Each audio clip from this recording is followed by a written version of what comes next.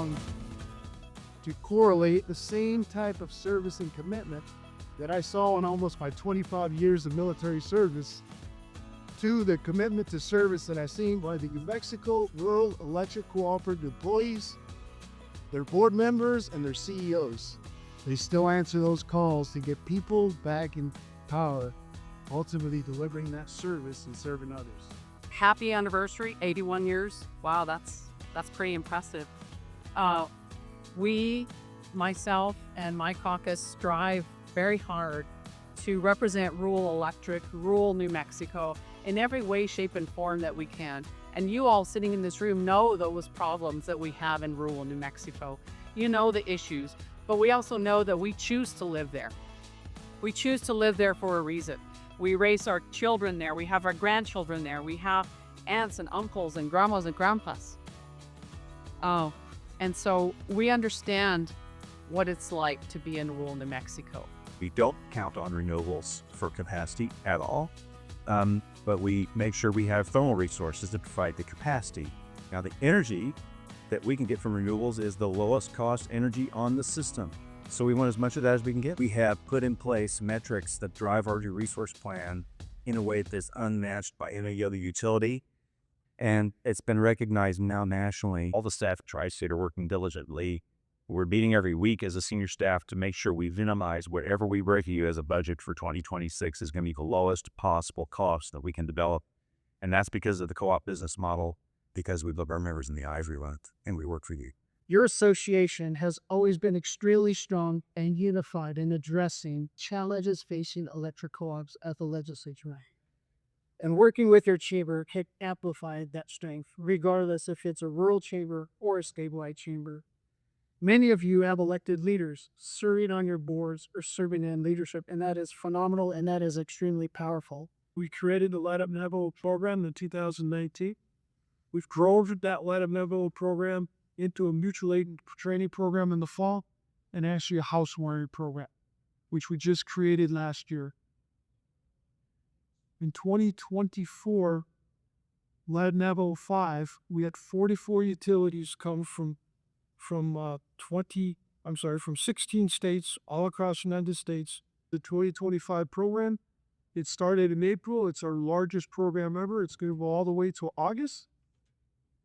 We have 46 utilities. 17 of them are co-ops. Our largest amount of co-ops ever coming out to help our people. The folks from here in New Mexico that helped us is Public Service New Mexico, IOU. And want to be able to say thank you to Columbus, who's come out as a co-op, and also the Cooperative Association here.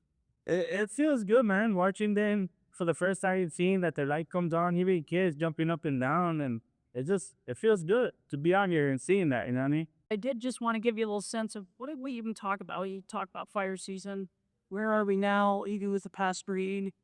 We're still in it. We have a little hump of, or a little diff of rain, I should say, and we're gonna ramp back up here with all those mains, especially this week.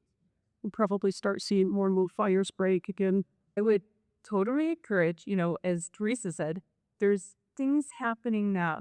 There's fuel breaks going in. How can we help? How can we strengthen the investments here? There's a lot of technology that's being developed and maybe deployed in certain areas to assist first responders to knowing exactly where to go to put out fires, and particularly along the utility corridor. As many of you know, in 2022, we suffered some pretty bad devastation on our distribution system on behalf of the Camp Cannon Hermit's Peak wildfire. But during all that time and adversity, we had a great vision. It wasn't until this last year, around this time, that I realized the significant impact that co-ops have on rural America and students like me. I will forever be thankful that I had the opportunity, honor, and privilege of being your New Mexico Youth Leadership Council representative, and I hope that I serve you and your students and your communities and cooperative families well. As you can see today, you don't need to worry about the future of this state or this country or your co-ops. Just a few days ago, on May 11, 1937, President Roosevelt signed an executive order creating the Rural Electrification Administration. In the early days of the REA, President Roosevelt traveled down to Georgia as a designation of some of the first REA polls going up. The president looked across a crowd gathered, leaned into the microphone and spoke. Electricity is a necessity, a modern necessity of life, and ought to be found in every village, every home, and every farm in every part of the United States. The dedication of the Rural Electrification Administration is a symbol of progress, and we are not going to stop. This year, we're going to return a check to our members in New Mexico. We return 3% of the premium every year back to every statewide organization to help fund safety initiatives across the state and across the country. $59,157 this year coming back to you. Over the last decade, that's $441,000 in total.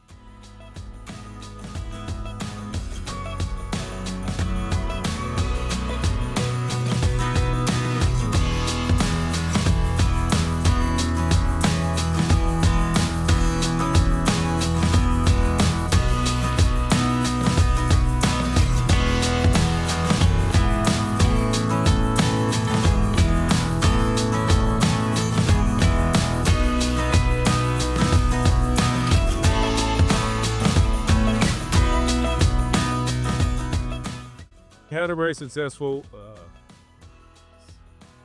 legislative session. One of the big bills that we're kind of tracking, it's not that the co-ops, as I've explained to these legislators, we're not against family medical leave. We're not against people being taken care of when they're sick. Those things don't work in rural New Mexico. We had a lot of opportunities for what we do, who we serve, being rural co-ops and working for the rural communities we serve. What we did is we decided we were going to bring our rural message and the importance of this funding and the importance of what this means on rates and rural payers and our ability to build our next generation of energy. We brought that to Congress. We brought that message to the administration, and we went in and said, look, we think this is an opportunity for rural electric co-ops. We think this is an opportunity for rural communities, and we have modest success in that.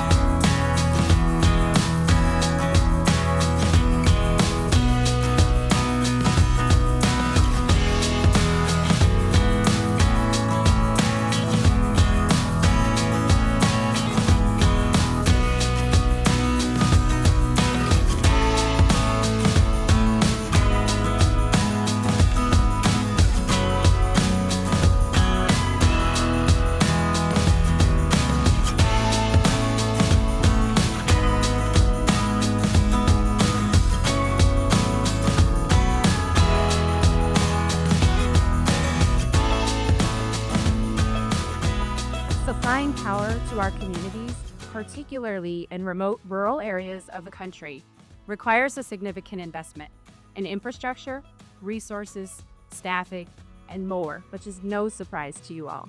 Thank you all for all of your support. We are happy to work with you. This was last year where you guys presented us a small check.